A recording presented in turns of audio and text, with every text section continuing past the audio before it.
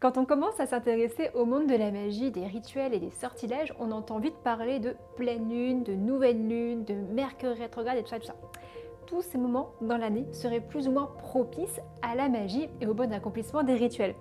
Même si je prône une certaine liberté dans la pratique, je dois bien avouer qu'il y a ce que j'appelle un timing magique. Alors ce timing magique, c'est en quelque sorte le moment idéal pour accomplir vos sortilèges pour un maximum d'efficacité. Ça ressemble à une fenêtre de tir qui permet d'atteindre plus facilement votre cible. Aujourd'hui, j'ai donc décidé de vous donner les grandes lignes de ce concept afin que vous puissiez ensuite choisir vous-même le moment qui est le plus favorable pour accomplir vos tambouilles magiques en fonction de vos objectifs. Restez bien jusqu'à la fin de cette vidéo parce que j'ai un petit cadeau pour vous. On y va!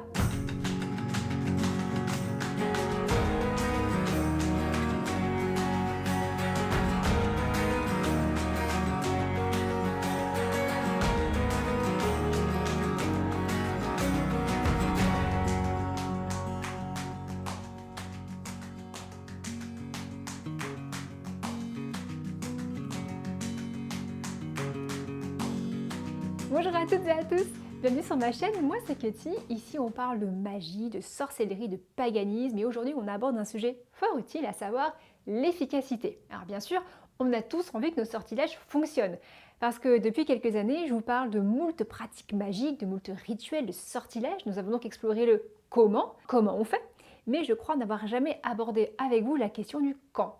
Quand est-ce qu'on accomplit nos rituels? Et cette question du quand, elle est plutôt super intéressante parce qu'elle va vous permettre de gagner en efficacité. Alors bien sûr, vous pourriez vous dire, bah oui, mais alors moi je fais mes petites affaires magiques quand j'en ai envie. Et c'est ok, hein, mais si vous avez envie de mettre davantage de chances de votre côté, je vous suggère d'écouter cette vidéo qui s'inscrit dans la catégorie des basiques, des fondamentaux de la sorcellerie. Donc si vous êtes débutant ou en cours d'apprentissage des bases, ce contenu est fait pour vous. On va parler de travailler avec la lune, avec les sabbats, les jours de la semaine, les saisons astrologiques, etc. Et pour couronner le tout, je vous ai préparé un petit cadeau puisque vous trouverez en barre d'infos, en téléchargement gratuit, la synthèse de tous les éléments que je vous donne dans cette vidéo pour vous faciliter la vie.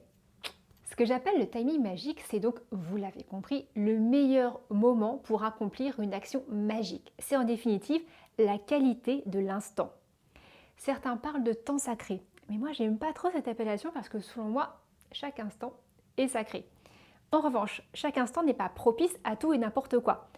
Il y a, il me semble, un temps pour tout. Ce bon moment, ce timing magique dont je parle, ça correspond à ce qu'on appelle dans le langage courant un alignement des planètes. Vous pouvez faire fi de ces périodes plus ou moins propices, mais vous conviendrez qu'il est bien plus difficile de pédaler face au vent qu'avec le vent dans le dos. Ah bravo, merci du renseignement. Ce que je vais vous expliquer aujourd'hui, c'est donc quelques petits trucs simples pour pédaler avec un vent qui vous porte pour maximiser vos résultats. Alors peut-être que ça peut enlever un peu de spontanéité à votre pratique, mais d'un autre côté, le fait de programmer un rituel en fonction du moment opportun, ça vous permet aussi de mieux le préparer, ce qui est un bel avantage. Dans cette vidéo, je vais me cantonner à 4 grands éléments à prendre en considération pour choisir le moment de votre action magique. Il existe bien sûr davantage de paramètres possibles, mais pour aujourd'hui, on va voir les basiques qui fonctionnent. En premier lieu, la Lune et plus précisément les phases de la Lune. En deuxième lieu, la saison astrologique. En troisième lieu, les sabbats et les saisons. Et en quatrième lieu, les jours de la semaine. Avec ces 4 paramètres, on a déjà quantité d'informations et si vous souhaitez aller plus loin, ça va vous demander une étude poussée des mouvements des planètes pour étudier leur transit. C'est super intéressant, mais c'est pas un sujet que je peux traiter en quelques minutes dans une vidéo. Donc l'objectif aujourd'hui, ce sera surtout de délimiter un cadre temporel que vous pourrez immédiatement mettre en place. Une dernière chose, et non des moindres, avant d'aller dans le vif du sujet. Vous vous demandez peut-être comment ça marche. Pourquoi certains moments sont plus propices que d'autres? Et à cela, je vais vous donner 3 niveaux d'interprétation. En 1, les énergies. La première explication, elle est plutôt d'ordre ésotérique. Elle suppose de croire que la Lune, par exemple, exerce une forme de magie et qu'elle a une influence sur nous. Ou encore que les mois ou les jours de la semaine sont investis eux-mêmes du pouvoir des dieux. Mais si vous êtes plus terre à terre, ça pourrait vous laisser perplexe. On en arrive donc à ma deuxième explication. Le monde des symboles et des archétypes. Peut-être que vous ne croyez pas du tout que la Lune puisse avoir une quelconque influence sur vos rituels. De la même façon, peut-être que vous ne croyez pas du tout à l'astrologie. Mais c'est ok, vous savez, moi je n'ai pas de volonté de vous convaincre de quoi que ce soit. C'est pas mon objectif, moi mon objectif c'est de vous offrir une perspective sur le monde et des outils qui puissent vous servir. Et finalement, Peut-être que vous ne croyez pas à l'astrologie, mais ça n'a aucune importance parce que ce qui est également en jeu avec cette notion de timing magique, c'est aussi et surtout une question d'enjeu symbolique. Tout ce dont je vais vous parler, la lune, les signes astrologiques, les sabbats, les jours de la semaine, tout ça, c'est aussi une question de symbolisme. Je dirais même que c'est une question archétypale. En somme, quand on parle par exemple de la saison du bélier, finalement, peu importe que vous soyez ou non un adepte de l'horoscope, ce qui compte ici, c'est l'archétype du signe qui nous intéresse et tous les enjeux symboliques qu'il transporte avec lui. Et c'est aussi ça que nous mobilisons dans les arts dits magiques. Le fait d'utiliser la puissance symbolique ou archétypale d'un moment, ça nous conditionne à un niveau très profond et donc ça participe énormément du résultat. Et enfin, sur cette chaîne, on a souvent parlé de la notion d'égrégore. Un égrégore, je le rappelle, c'est quelque chose qui se forme lorsque plein de personnes pensent et croient à la même chose. Cette accumulation de pensées est en somme une accumulation d'énergie très intense qui va finir par créer une forme qui s'autonomise, qui devient agissante. Par exemple, pas mal de personnes pensent que les dieux comme Zeus ou Hécate, peu importe, sont en réalité le fruit de la croyance des hommes. En nourrissant une même croyance, une même pensée, on crée une accumulation d'énergie qu'on va appeler Zeus et qui va finir par agir par elle-même. Alors ça, c'est un exemple d'égrégore. Je ne suis pas en train d'affirmer que Zeus c'est un égrégore, mais c'est une possibilité. Bref, le rapport avec notre sujet, c'est quoi? C'est que lorsque, par exemple, on pratique un rituel à la pleine lune ou encore le jour d'un sabbat, on bénéficie de l'égrégore correspondant à ce moment, car de très nombreuses personnes pratiquent au même moment avec la même croyance. Ça crée un champ d'énergie collectif qui donne plus de puissance à notre magie. Une fois qu'on a dit ça, on peut enfin se lancer dans le détail des différents moments magiques. On commence donc avec les phases de la Lune. La Lune, c'est le corps céleste le plus proche de la Terre. Elle a donc une forte influence sur nous. En ce qui me concerne, c'est le premier paramètre que je prends en considération lorsque je détermine une date pour un rituel ou un sortilège. Pour rappel, une lunaison, donc le temps que met la Lune pour faire le tour de la Terre, c'est environ 29 jours et 12 heures. Durant ces 29 jours et quelques, nous allons voir dans le ciel les différentes phases de la Lune. Chaque lunaison débute à la nouvelle Lune. La nouvelle Lune, c'est le moment où la Lune se trouve entre la Terre et le Soleil. Elle nous apparaît donc noire puisque les rayons du Soleil n'éclairent que la partie qui nous est cachée. 14 jours plus tard, c'est la Terre qui se trouve entre la Lune et le Soleil. C'est donc la pleine Lune. On peut donc identifier 4 grandes phases lunaires. D'abord la nouvelle Lune lorsqu'elle est noire, la Lune croissante ensuite lorsque petit à petit elle s'arrondit, puis la pleine Lune lorsqu'elle est complètement visible, puis la Lune décroissante lorsqu'elle est sur le déclin, jusqu'à de nouveau la nouvelle Lune où on recommence un cycle. Chacune de ces 4 grandes phases va imprimer son énergie et exercer une influence.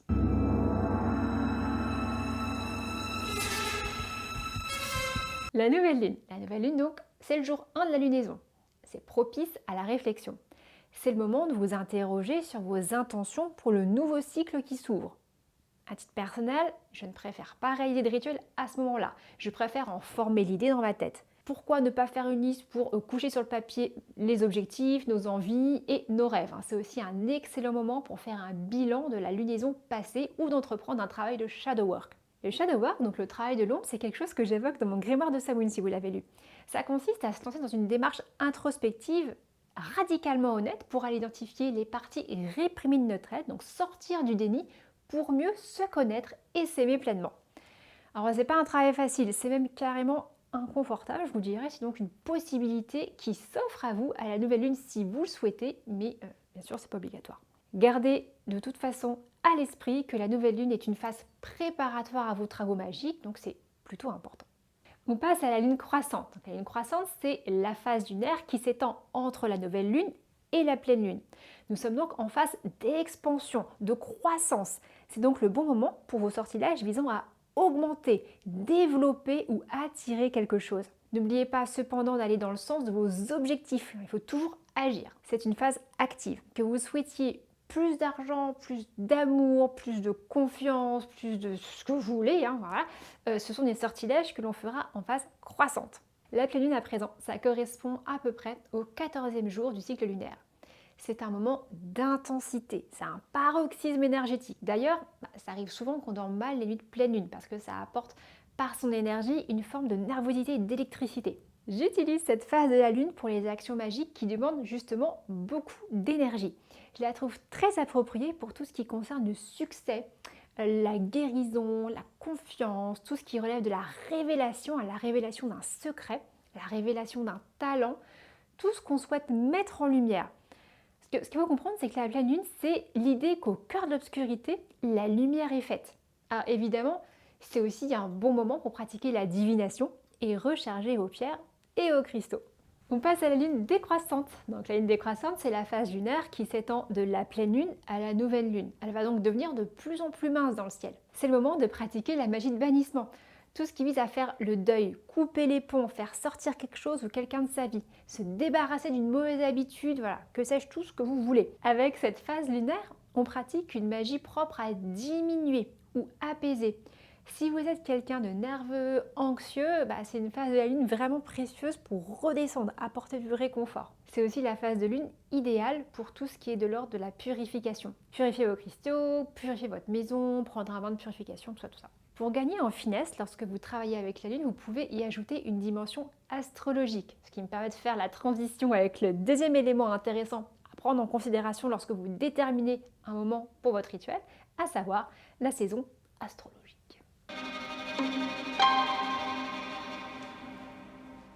La saison astrologique, c'est le deuxième élément plutôt simple que vous pouvez prendre en considération pour vos rituels. Comme vous le savez, le zodiaque est composé de 12 signes qui se partagent l'année. Donc chaque signe se déploie sur une durée, une section de temps d'environ 30 jours et ce sont des sections qui forment des saisons zodiacales. Donc au même titre, par exemple, que nous avons la saison du printemps, nous avons également la saison du bélier, du taureau, du gémeaux, etc. Et chaque saison zodiacale a ses particularités, son énergie propre qui va venir teinter et même renforcer vos sortilèges. Alors bien sûr, ça demande un minimum de connaissance des archétypes que représentent les 12 signes du zodiaque, mais c'est un apprentissage passionnant. En pratique, imaginons que vous souhaitiez réaliser un sortilège visant à renforcer votre capacité de travail et à rester bien focus sur votre objectif. Pour cela, vous pourriez décider de réaliser un sortilège durant la saison zodiacale du Capricorne, donc entre le 22 décembre et le 20 janvier. Et puisque c'est un sortilège qui vise à augmenter quelque chose, on choisira un moment de cette saison astrologique où la lune est en phase croissante. Pour réussir à appliquer ce principe, je vous énonce en quelques mots, signe par signe, quelques exemples de sortilèges intéressants à réaliser durant leur saison. Grâce à toi, nous pourrons vaincre, merci. La saison du bélier. Elle est favorable à tout ce qui demande un surplus d'énergie ou un démarrage sur les chapeaux de roue. C'est une belle énergie pour un effet starter, aussi pour vous aider à passer à l'action si vous êtes quelqu'un d'hésitant, quelqu'un qui a peur. La saison du taureau est favorable au sortilège d'amour, tout ce qui relève de la sensualité. C'est aussi la bonne saison pour un travail qui relève du monde matériel. La vie financière, la prospérité, la stabilité, la sécurité. Le thème de la sécurité, c'est très saison du taureau. La saison du gémeaux favorise les sortilèges liés à la communication, à la vie sociale et mondaine, pour mieux s'intégrer dans un groupe ou encore pour avoir une forme d'éloquence et surtout, je dirais même tout ce qui touche un peu à l'humour, la légèreté. Si vous voulez réaliser un sortilège pour gagner en légèreté, c'est vraiment la saison du Gémeaux qui est appropriée. Soyez les bienvenus, chevalier. La saison du Cancer est intéressante pour tout ce qui est lié au sortilège concernant le foyer. La préservation du foyer, de la famille, de l'intimité, la maisonnée. Songez aux pinces là qui viennent protéger. La saison du Lion est formidable pour tout ce qui concerne le rayonnement, l'estime de soi, la confiance en soi, le fait de prendre sa place, mais aussi pour les sortilèges de succès et d'abondance. La saison de la Vierge viendra soutenir les charmes et les rituels visant à gagner en rigueur, en méthode, en organisation. Que la sérénité m'envahisse. C'est parfait pour les étudiants ou les personnes dispersées qui ont besoin de cadres. Je recommande aussi cette saison pour ce qui concerne le fait de mettre de l'argent de côté et d'épargner. La saison de la balance est tout indiquée pour tout ce qui concerne les rituels liés à la justice, les affaires judiciaires, pour que justice soit faite. Elle est également de mise pour tout ce qui touche à l'équilibre, trouver un équilibre, la juste mesure en toute chose. C'est le plus sage de tous, car il doit départager le bien du mal. Si jamais vous êtes dans les excès et vous souhaitez retrouver plus d'harmonie, c'est la saison de la balance. Harmonie dans votre vie, dans votre couple, dans les différents domaines de votre existence. Le juste milieu, mais aussi le mot juste. Parler avec justesse. Ça, c'est très balance. C'est aussi la meilleure saison pour travailler sur le charme et l'élégance. La saison du Scorpion, c'est la saison reine pour les transformations profondes, le shadow work. Donc ce fameux travail de l'ombre dont nous parlions pour la nouvelle lune. Ça permet de sonder les profondeurs. C'est aussi la bonne saison pour augmenter votre magnétisme, votre capacité à ensorceler. C'est aussi le moment idéal pour la magie de bannissement. La saison du Sagittaire est, je trouve, une bonne période pour tous les sortilèges qui visent à aller de l'avant, regarder vers le futur. Le Sagittaire, il bande son arc pour tirer sa flèche vers son objectif, donc gardez ça en tête. C'est aussi une bonne période pour la magie qui est liée à la joie et à l'enfant intérieur.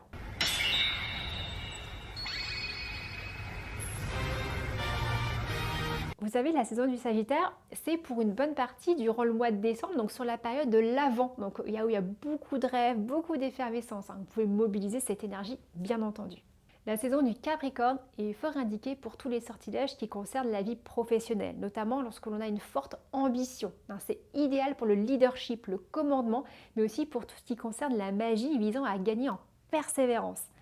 C'est aussi la bonne saison pour travailler sur les notions de résilience. Si vous avez de la peine à traverser une épreuve, c'est un bon timing pour les rituels qui permettent de surmonter les défis. La saison du Verseau maintenant pourrait être mise à profit pour les personnes qui sont en quête de liberté, d'émancipation, d'autonomie. Si vous vous sentez comme en prison, que vous ressentez le besoin de sortir de la cage, vos rituels seront portés par la saison du Verseau. C'est également la bonne saison pour tous les rituels qui ont pour l'objectif la créativité, tout ce qui est alternatif, les points de vue nouveaux, tout ce qui est l'originalité. Les sortilèges qui visent à cultiver ou assumer sa différence, son unicité, assumer qui on est, tout ça, c'est la saison du Verseau. La saison des Poissons, enfin, portera vos rituels en rapport avec la spiritualité, cultiver le lien avec l'invisible. Mais c'est aussi la bonne saison pour tout ce qui concerne la sagesse, la paix, la douceur, cultiver la douceur et l'empathie dans les relations. Voilà, alors bien sûr, ce sont des débuts de piste que je vous donne là. Je vous invite vraiment à creuser la question si ça vous intéresse. En réalité, pour calculer le moment idéal pour réaliser un rituel donné, il faudrait prendre en considération tous les aspects planétaires du moment. Donc prendre en considération les transits, les carrés, les oppositions, tout ça. Mais ça demande des connaissances assez poussées en astrologie. Donc dans un premier temps, vous pouvez, si cela fait sens pour vous bien sûr, déjà prendre en considération la saison zodiacale et la phase de la lune pour choisir le moment opportun pour votre rituel. Par exemple, pour un rituel de bannissement, imaginons que vous souhaitez faire le deuil d'une relation suite à une rupture. Ça sera judicieux de le faire en phase décroissante de la lune durant la saison du Scorpion et même au moment du Sabbath Samhain, mais nous allons y revenir tout bientôt.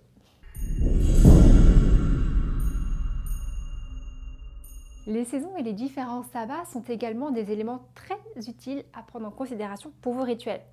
Alors de ça, j'ai déjà très largement parlé sur cette chaîne parce que j'ai créé toute une série de vidéos détaillées sur les sabbats. Et en plus, j'ai créé également toute une collection de livres sur les sabbats. Donc vous avez ce qu'il faut en termes de documentation. Si les sabbats et les saisons sont si importants, c'est qu'ils nous influencent collectivement, qu'on le veuille ou non. Les saisons, c'est littéralement l'ambiance énergétique dans laquelle nous baignons. On ne peut pas y échapper.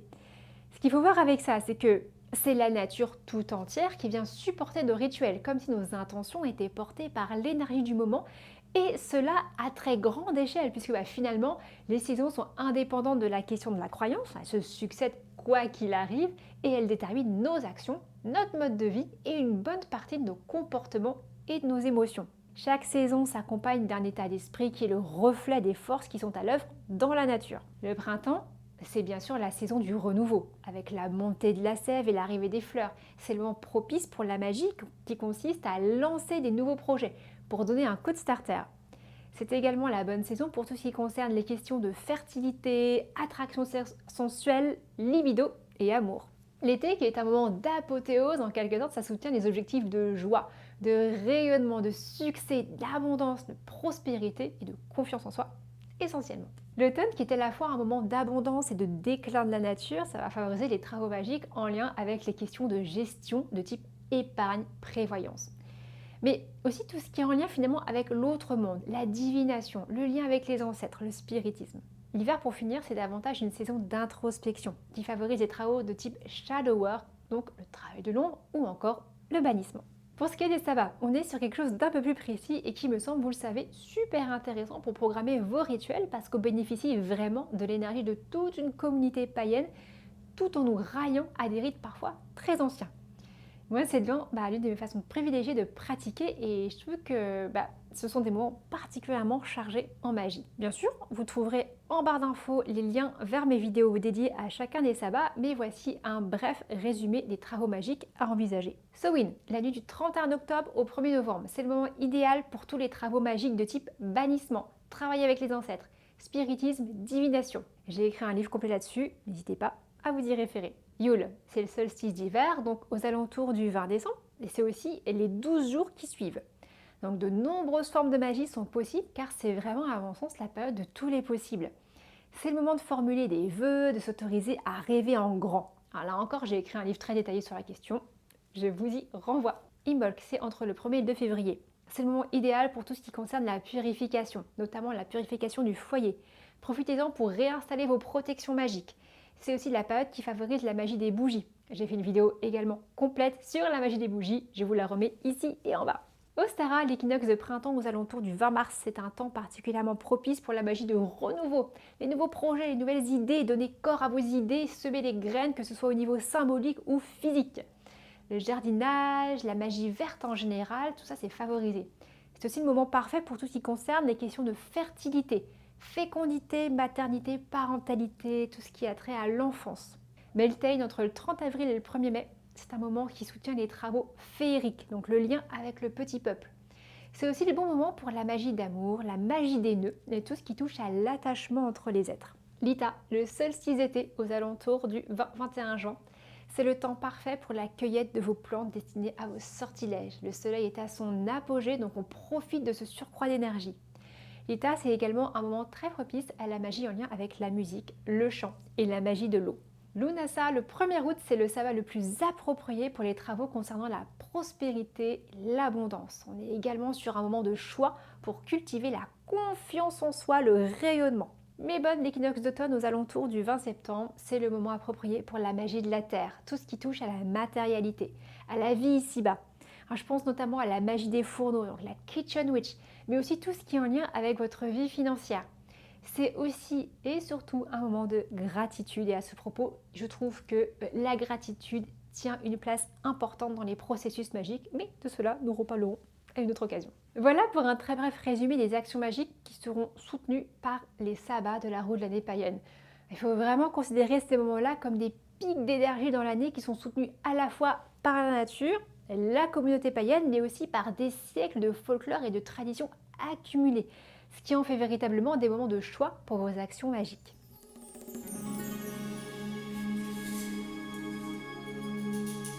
J'en viens à mon dernier point qui est celui des jours de la semaine. Car oui, on peut choisir de faire nos rituels et nos sortilèges un certain jour plutôt qu'un autre pour soutenir cette dynamique. Vous n'êtes pas sans savoir que chaque jour de la semaine a été nommé en fonction des dieux de la mythologie romaine, donc ça remonte à l'Antiquité. Chaque jour est donc sous l'influence d'un dieu et a fortiori d'une planète, de l'énergie d'une planète. Encore une fois, peut-être que vous ne croyez pas à l'énergie des planètes, mais là encore, la puissance de la croyance collective crée, au-delà de la planète en elle-même, un champ d'énergie formé par l'accumulation de pensées. Ici, comme pour le reste de la vidéo, confrontez tout ça avec votre système de croyance et votre propre expérience, et puis faites vos tests. Le lundi, c'est le jour de la lune. Il est donc particulièrement favorable aux travaux qui concernent la divination, l'intuition, la médiumnité et la cyclicité. Le mardi est le jour de Mars. Il favorise les travaux en lien avec le départ d'un projet pour insuffler l'énergie nécessaire au commencement. Il favorise également la productivité, la force d'action, la libido, la combativité, notamment si vous traversez une période sensible. Et je dirais même que c'est un bon jour pour tout ce qui est magie de protection. Le mercredi, c'est le jour de Mercure. Il est indiqué pour les sortilèges en lien avec la communication, les échanges, les voyages, les déplacements, mais aussi le commerce, les transactions. C'est un bon jour pour la signature des contrats, par exemple. Le jeudi, jour de Jupiter, c'est le jour idéal pour tous les travaux magiques en lien avec l'expansion, quand on veut augmenter, avoir plus de quelque chose dont on possède déjà une certaine quantité. Plus d'argent, plus de travail, plus d'inspiration, plus de ce que vous voulez. Ce qu'il faut voir, c'est que Jupiter, c'est comme un coup de pouce. C'est un jour qui favorise la chance, les opportunités. On adore. Le vendredi, le jour de Vénus, c'est un moment favorable pour les sortilèges d'amour, ce qui concerne les liens, les relations. C'est le jour de prédilection pour la magie des nœuds, dont je vous avais parlé dans une vidéo très détaillée. Vendredi, c'est le jour le plus indiqué pour attirer à soi. C'est aussi un bon jour pour travailler sur les notions de féminité, mais aussi pour tout ce qui concerne le corps, l'acceptation du corps, la sensualité. Le samedi à présent, c'est le jour de Saturne, planète liée aux limites, à la restriction, mais aussi à la sagesse.